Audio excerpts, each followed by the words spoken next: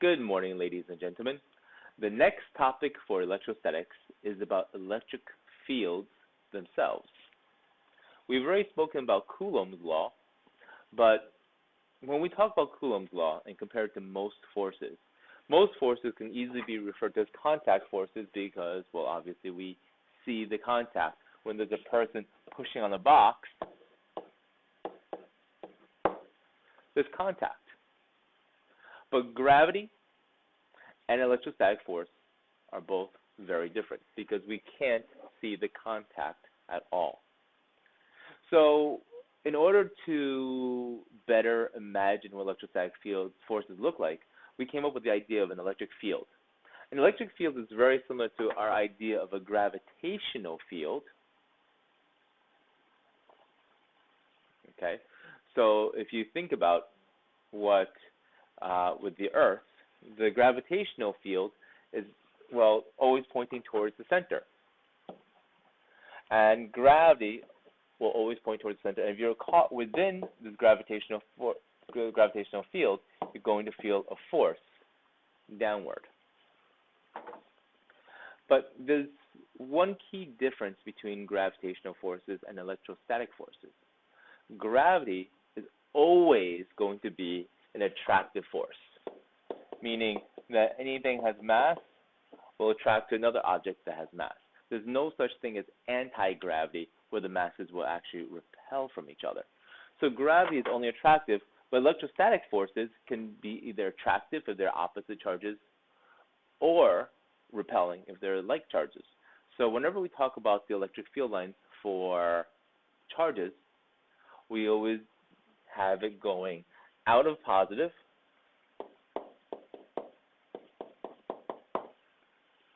and into negative. Okay, so rather than just one type of field line, we have, well, two basic rules now for field lines.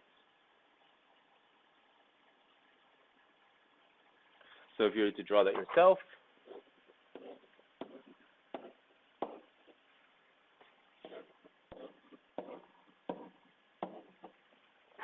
the strength of this electric field is determined by where the lines are closest together. And you can obviously say that if these lines are radiating outwards, it's always going to be strongest right near the charge, as opposed to further away when the electric field lines are more spread apart. Also, one key rule to remember, when drawing electric field lines, the electric field lines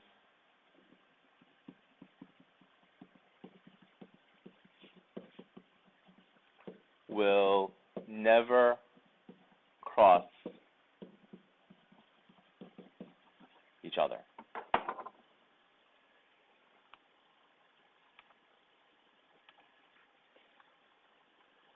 But the thing is, what if we have more than one charge? Just like when we deal with the Earth and the Moon. We know the Earth and the Moon both exert a gravitational force. And the dark area around the Earth and the Moon show where the gravitational force is the strongest. But if you look carefully, there's a spot right here that's light colored. Well, that's because the gravitational field lines from the Earth and the Moon are canceling each other out. Normally, the Earth has much stronger gravitational force because it has a lot more mass. But if you were to put in a little astronaut over there, there would be no gravitational force because he would be pulled towards the Moon and towards the Earth at the same time. So we know that in that area between the Earth and the Moon, the gravitational field lines are canceling each other out. And this is another representation of the gravitational force around the Earth and the Moon. And you can see that closer to the Moon,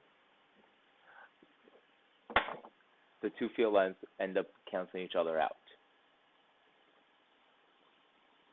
So we could do that same drawing when we deal with multiple charges. We know that that the field lines are going to go out of positive and into negative. So in this case over here, electric field. let's see. Let's go back to this drawing. If you were to draw it yourselves, that means the line's always going to go out of positive and into negative. And the line is going to end up curving because it ends up getting pulled towards that negative charge. So out of positive and into negative. When you have two positive charges, the electric field lines will end up looking like that they repel away from each other. So they go out of positive, and you can see as if they're being pushed away from each other. Because normally it would have looked like a straight line coming out, but those straight lines are getting repelled away from each other. For two negative charges, it's going to look exactly the same, except for the fact that electric field lines go into negative. So in this case, it'll look more like this.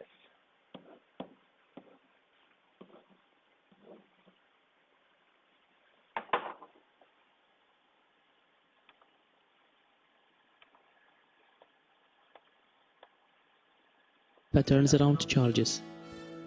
Now, of course, normally we can't see electric field lines, or nor can we see gravitational field lines, but we can visualize it using certain methods. In this case, they used, they used castor oil, petri dish with a castor oil, a high voltage source, and semolina seeds. And they basically have a large positive charge on one side and a negative charge on the other side. And you can see when they turn up the voltage that the semolina seeds are actually aligning themselves along the electric field lines. You can see it's actually going out of positive and into negative.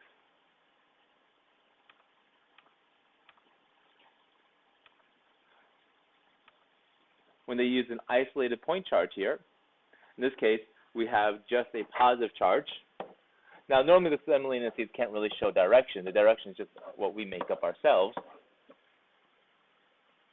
But we can see that the pattern, we have it creating and being repelling away from each other.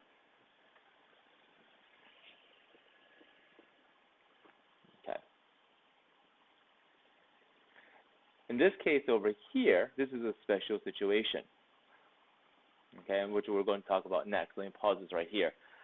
In this case, they have two parallel, so they charge one plate positive and one plate negative, and you can see that the semolina seeds are actually aligning themselves in straight lines that go across. Now, the reason that's significant is because all those lines are evenly spaced together. So if we draw it here from another point of view, one plate is positively charged, one plate is negatively charged, and we have those electric field lines going straight down, well, mostly straight. The fact is, the electric field is constant inside parallel plates. Well, there's some sort of bending on the outside, okay? But on the inside itself, the electric field at one point, E, is the same as any point anywhere else, okay? So electric field line is the same everywhere inside parallel plates. And we'll come back to that a little bit later. But the next example I want to show you is about the hollow conductor.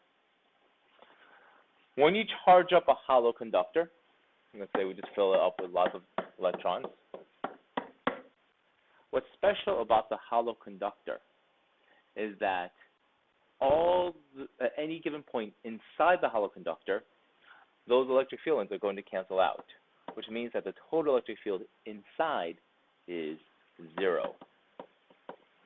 However, on the outside, we are still going to see our electric field lines going into negative, okay?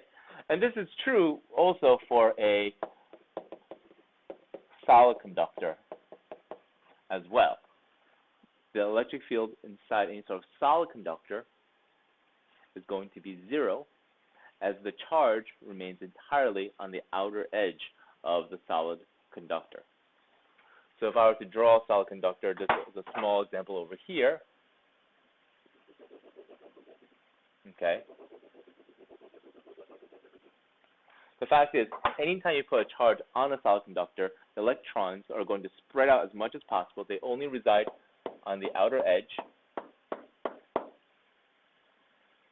And you're still going to get an electric field that goes in, while inside E is equal to 0.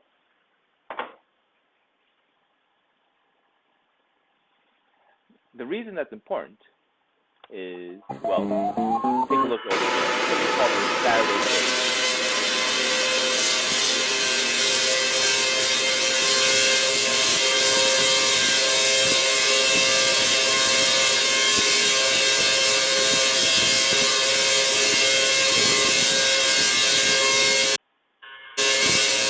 Pretty crazy. Now, the Faraday cage is just an example of a hollow conductor. And no matter how it's charged, over here we have a Van de Graaff generator, which is generating perhaps 1 million or 2 million volts. And when you generate voltage that high, just like with lightning, well, you can see the effects are pretty cool. But the person inside the Faraday cage, he's inside a hollow conductor. And because he's inside the hollow conductor, the electric field inside the hollow conductor is 0, no matter how much electricity strikes the outside.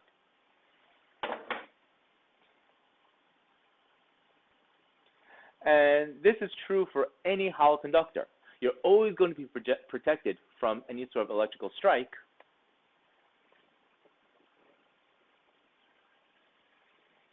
Sorry about that. Including in an airplane. In this picture over here, you see an airplane flying through the sky and struck by lightning. In fact, it struck 3 different places at the same time by lightning. But because the airplane itself is a hollow conductor, all the people inside are perfectly safe. And the same is true if you're inside a car. And let's say there's a down electrical line, right? If an electrical pole falls over, it falls onto your car. As long as you are inside the car, you're perfectly safe. It has nothing to do with the fact that your tires are made out of rubber, because rubber honestly will conduct electricity when there's enough voltage applied to it. But because your car is a hollow conductor, as long as you stay inside the car, you're perfectly safe. But if you step outside the car where there's a live electrical wire, then you get zapped. So just keep that in mind. If you are in some sort of high danger area with electrical lines falling, always stay inside your Faraday cage or your car. Okay. Now, ultimately, an electric field is just like a gravitational field, something that exists around the charge. But what's more interesting is what happens when you place another charge inside that electrical field. Let's just go back to our example of gravity for a moment. Right now we have the Earth, and we see our gravitational field G, which is pointing downward. Any object that's placed inside that gravitational field is going to feel a gravitational force. So gravitational field versus a gravitational force. Don't confuse the two terms. Now, is this person's mass the mass that's creating this gravitational field? No. Of course, that's going to be the massive mass of the Earth itself. But any object that exists inside the gravitational force feels a gravitational force. Okay? And the same idea applies to charges as well. Now, before we had Fg equals mg, the weight is equal to mass times gravity. So in this case, the electrical force is equal to the charge times the electric field.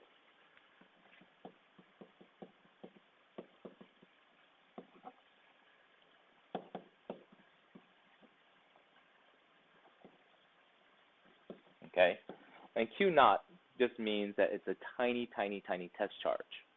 Just like I exist as a tiny, tiny, tiny mass in comparison to the Earth itself. Okay, and because this is the formula for electric field, if you think about E equals to F over Q, that means our unit for electric field is simply going to be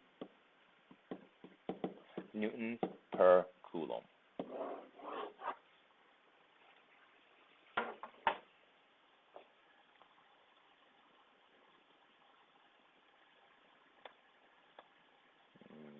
Okay. So over here we see another example of this. Okay. Over here we have the Earth creating gravitational force G. Anything that's placed inside that gravitational force feels a gravitational field feels a gravitational force. Anything that feels the electric, any charge that feels the electric field will feel an electric force. Okay. And we would apply our normal mechanics equations to this as well. The only difference, again, between the gravitational field and the electric field is that there are two types of electric fields because there are two types of electric charges. They either go out of positive or into negative. So in this case over here, we have a positive charge placed inside another object's electric field. This object has an electric field that radiates outward. So no matter where you put that charge, the other charge is always going to feel a force away.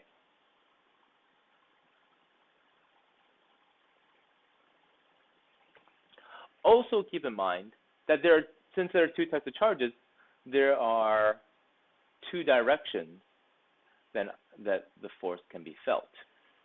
So here we have our parallel plates with our constant electric field. Okay? But notice, the positive charges feel a force in the same direction as E. And it makes sense because it's going to be attracted towards that negative charge. However, negative charges feel a force in the opposite direction of E. Okay, and which again makes sense because the negative charge is attracted to the positive charge on the other side. So keep in mind that you should always be able to determine what the direction of the electric field is simply by knowing what the direction of the electric force is.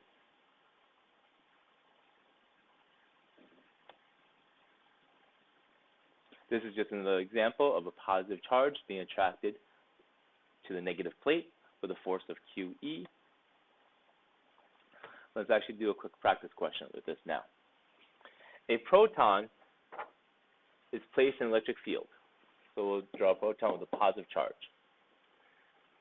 Now, it feels a force, an FE, to the left.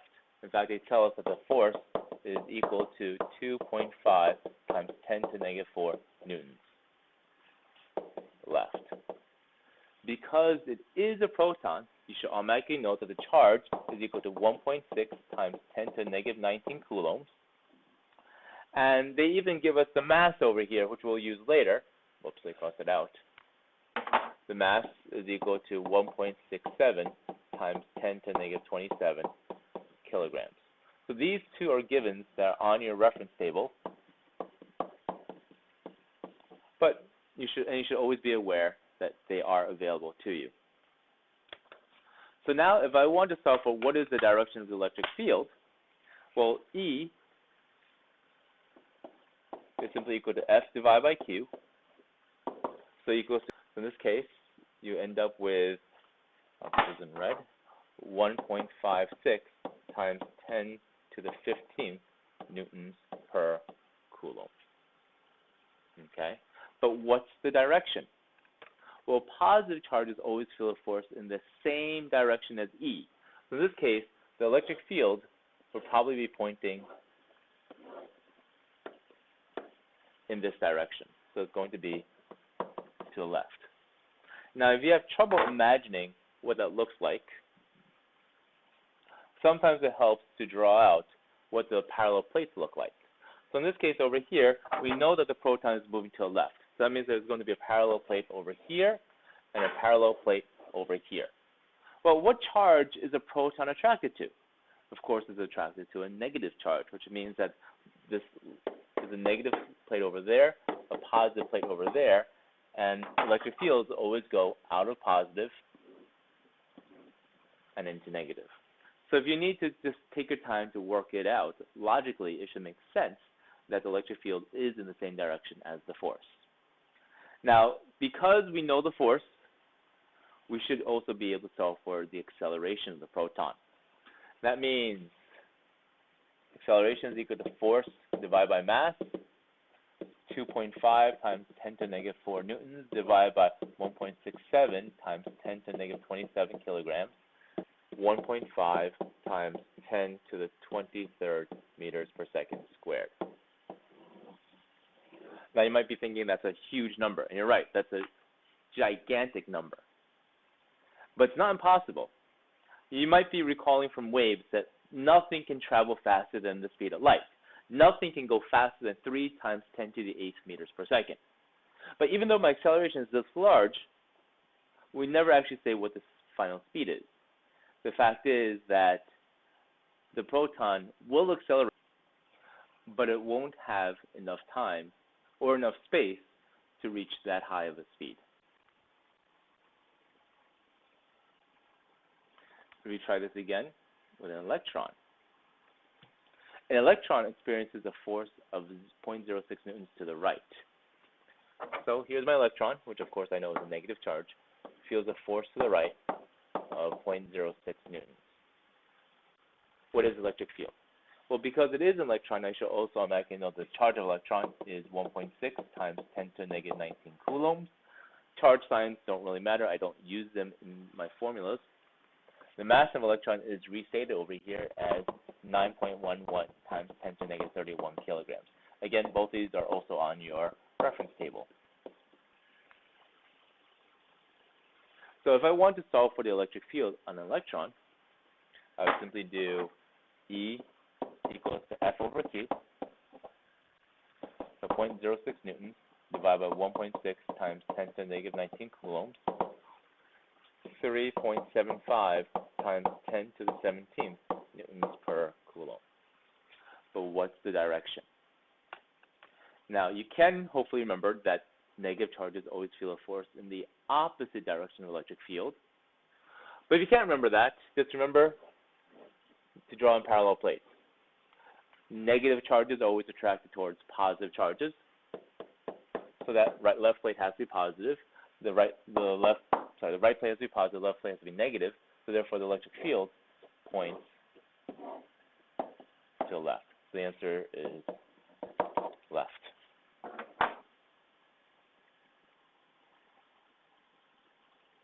Now, why is it so important to be able to accelerate electrons from one plate to the next? Well, here is something called an electron gun. And even though that gives you all sorts of misconceptions probably, the fact is this electron gun is the basis for all of our original TVs. I'm not talking about the flat screens. I'm talking about those big box sets, right? The Trinitron tubes, the CRTs. They're called Cathode Ray Tubes. And with these CRTs, you'd actually have inside basically a parallel plate where a cathode gives off electrons, which are then accelerated towards the positive plate, and they're shot towards the TV screen. We have to look at, let's say, this model over here.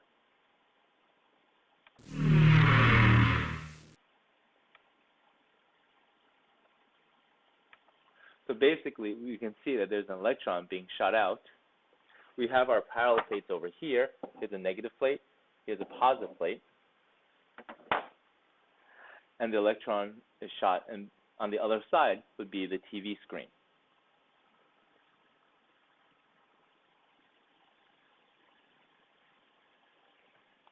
So, of course, since we are able to do all sorts of mechanics questions on this, this could be a negative charge or a positive charge. Let's do some practice question with this now.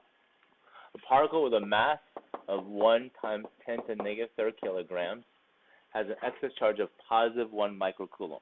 So 1 microcoulomb means 1 times 10 to the negative 6 coulombs. And the electric field that exists there has a magnitude of 1,000 newtons per coulomb. They ask us, what is the force acting on the particle? What is the acceleration? And if the distance is 0.01 meters, what is the final velocity right before it strikes the other side? In this case, we are neglecting gravity, and we have our one force accelerating it to the right. So the electrostatic force is equal to Q times E, so it's 1 times 10 to the negative 6 coulombs times 1,000 newtons per coulomb. And you get that the Fe is equal to 0.001 newtons. And once you know the electrostatic force, you can set that equal to ma. Okay? And so if you start with acceleration, a is equal to 0.001 newtons divided by, they give us a mass of 0.001 kilograms. In this case, it equals to 1 meter per second squared. Now, if I'm looking for a distance, if I know the distance, I'm looking for final velocity. The initial velocity, of course, would be 0. I could use v squared equals VO squared plus 2a delta x. So final velocity is equal radical 2a delta x,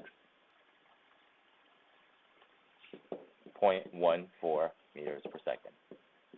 Okay. Now this speed happens to be very low, but in reality, these charges are shot at near light speeds. And we can calculate, of course, what their speed is always going to be. Now the thing is, I have a picture of an electron gun here. And how do you actually get the electron to strike the screen of the TV?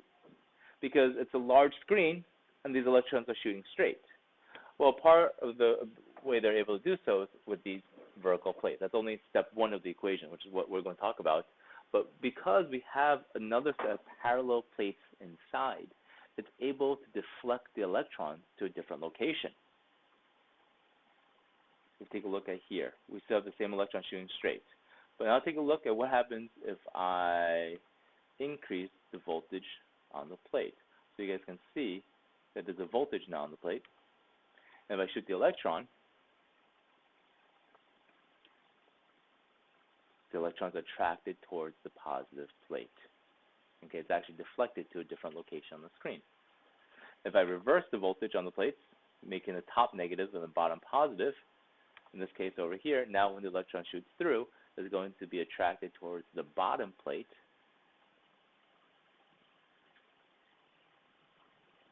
And again, we can have the electron strike a different location. So how do we calculate this deflection? Well, first thing I'd like to comment on is notice this parabolic shape that this electron is falling through. Where else have we seen parabolas before? And the answer, of course, is projectile motion. So this actually becomes a projectile motion question.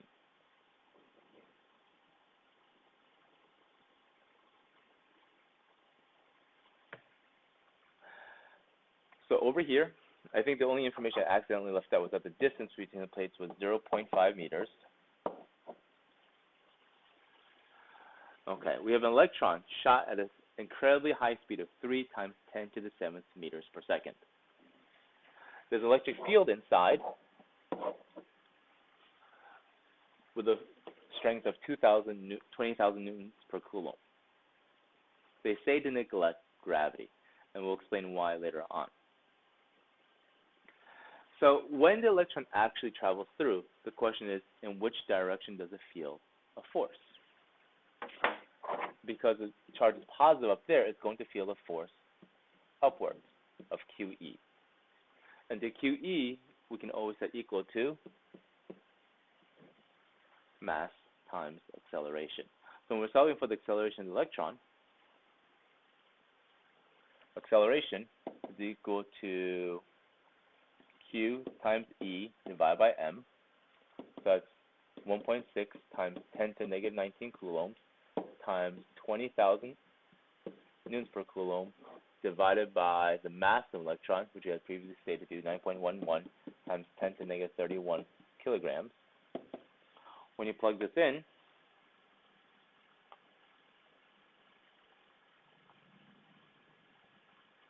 you get the acceleration to be incredibly high, 3.51 times 10 to the 15th meters per second squared.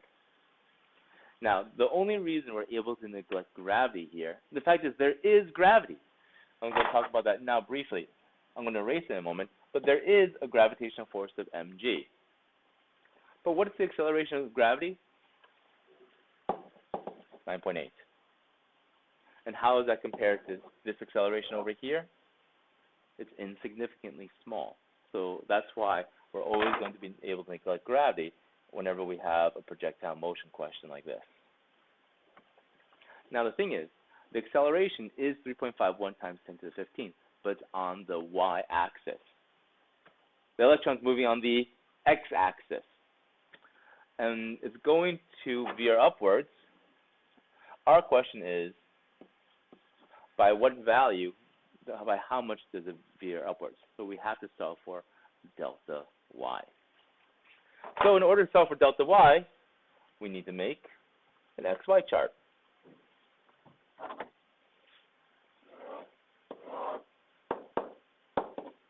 The acceleration on the y-axis is 3.51 times 10 to the 15th. Acceleration on the x-axis is equal to 0.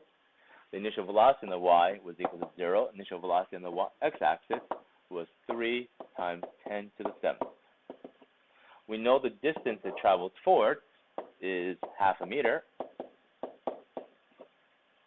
We're looking for delta y. So what do we solve for first? Well, in this case, because it is basically like the cliff problem, we know that the time on the y-axis will equal to time on the x-axis. Can't use the y-axis to solve for time because we don't know what delta y is. However, we do have enough information on the x-axis. As v bar is basically equal to delta x over t, t will equal to delta x over the initial velocity. In this case over here, you get 0.5 meters divided by 3 times 10 to the 7th.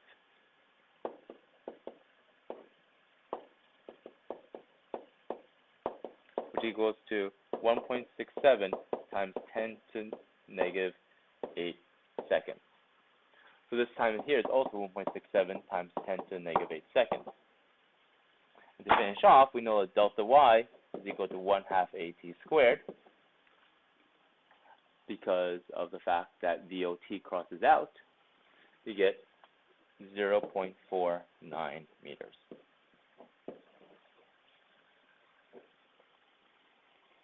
Okay, so yes, I know this is a projectile motion question, but luckily it's very straightforward.